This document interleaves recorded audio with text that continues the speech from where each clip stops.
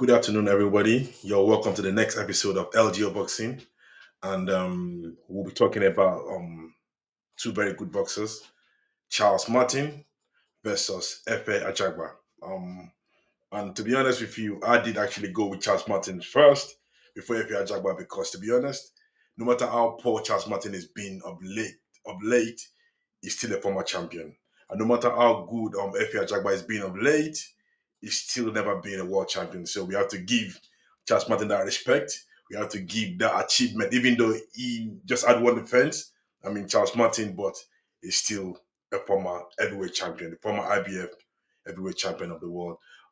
They're fighting on the 15th of February 2026, which is next month, literally, a few weeks down the line. And my prediction for that fight will be: I personally feel like Efe Ajagba has no reason not to steamroll Charles Martin. When it comes to skills, Charles Martin is very skillful, but boxing is all about apart from apart from some exceptional boxer, it's all about they said a young, very good fighter will always beat. No. Actually, no, no. What is called? They said a big, very good fighter will always beat a small, very good fighter because it's a game of size, it's a game of experience and everything.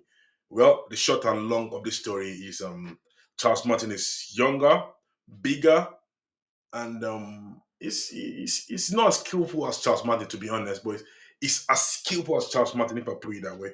He's been an Olympian. Let's not forget he represented Nigeria. I think the 2012 Olympic. I'm not 100% sure about that. And but Charles Martin, we know he's got skills, and he used to have art back in the days. But of late, I'm not really sure because I saw his fight with obviously we all saw his fight against Anthony Joshua. We saw what happened in that fight. Of recent, I saw his fight against Luis Ortiz. That was a very good fight as well, but to be honest, he got steamrolled by Luis Ortiz.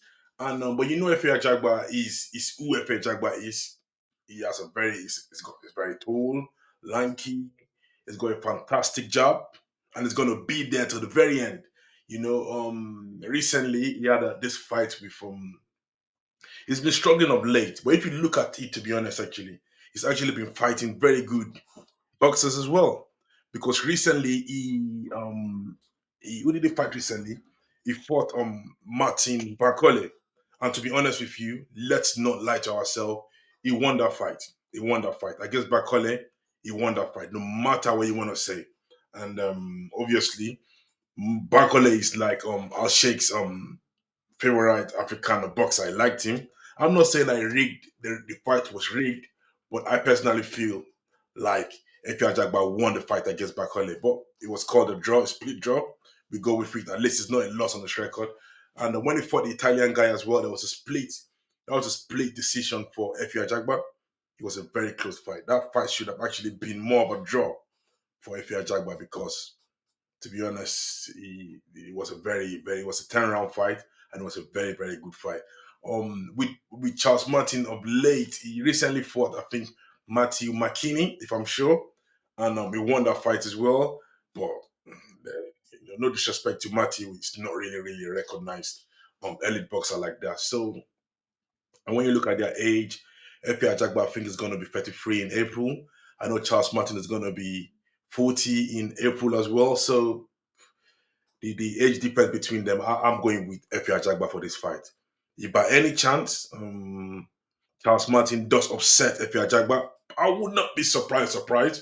But going on recent form, going on hunger, I'm going with Efe Ajagba. I think Efe Ajagba either scores him on point or it knocks him out.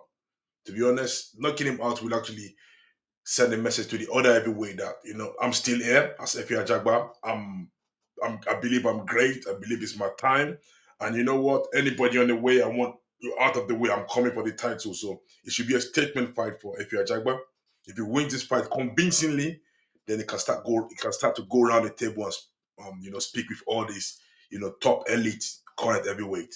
Um, Charles Martin for me is been part of the recent heavyweight crops. I would say the Anthony Joshua time, the Deontay Wilder time, Dominic Brazil and all those, Ruiz and all those guys. But it's not done too badly for himself, but it's just, apart from winning the IBF heavyweight championship of the world, it's not really done much since that time.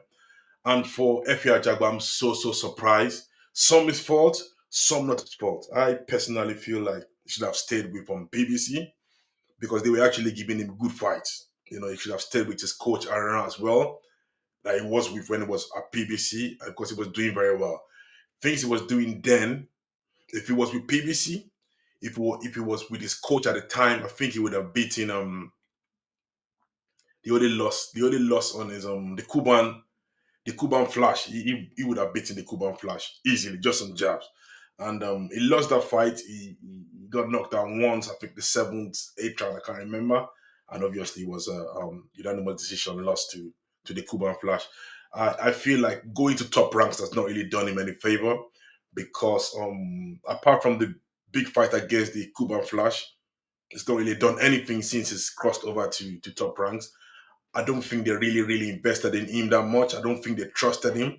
I don't believe that they supported him to the top.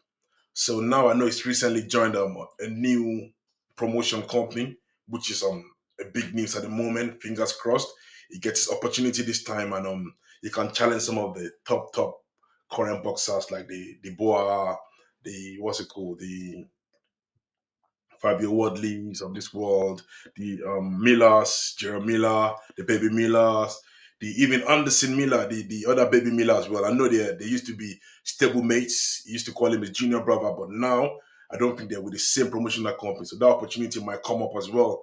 And he should be able to challenge some of the top guys. Even Caballero in Germany should be able to fight him as well. I had a lot of hope for him because Efe Ajagba is tall, is imposing, is skillful, and he's got that mean look to him. Just in face up, if you're not a strong boxer, just looking at him, the way he looks at you, the way he's coming, like I'm coming to take you out. And if you're not careful, you will just melt even before you get into the ring. And also, he has the record of the fastest knockout because one of the opponents that just walked away from whatever the case is, that's a big win on if you are jacked by some card because the boxer came in, they were meant to fight. After face up, the first bell went up, he just went out of the ring and walked out. And that was a win for Efe Ajagba. So in this fight, I'll be going with Efe Ajagba by knockout.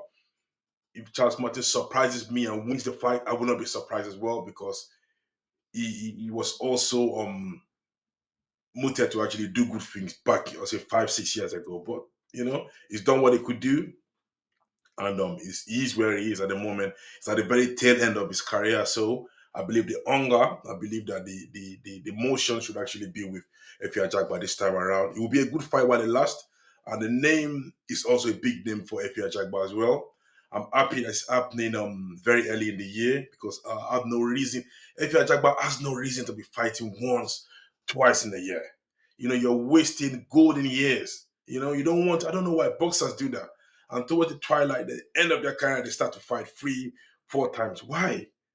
If Ajagba should be fighting nothing less than 3 times this year, if he is going to be taken seriously, and that's just the way it is.